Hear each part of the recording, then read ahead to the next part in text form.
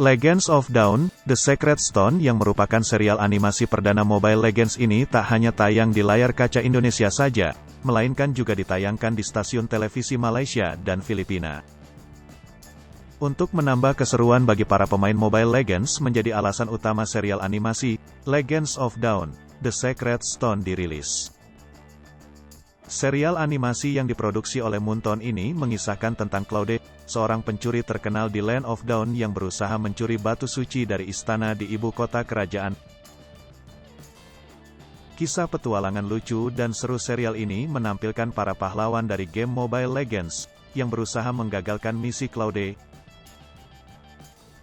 Selain Claude, karakter Mobile Legends yang juga terkenal seperti Alucard, Alice, Fanny, dan Tigreal akan menghibur penonton dengan momen-momen yang ringan, namun penuh aksi.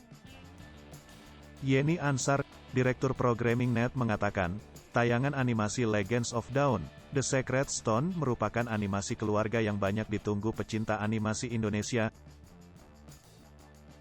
Net senang dapat menjadi televisi Indonesia pertama yang menayangkan serial animasi Legends of Dawn, The Sacred Stone, apalagi, serial animasi tersebut punya banyak penggemar, terutama di Indonesia.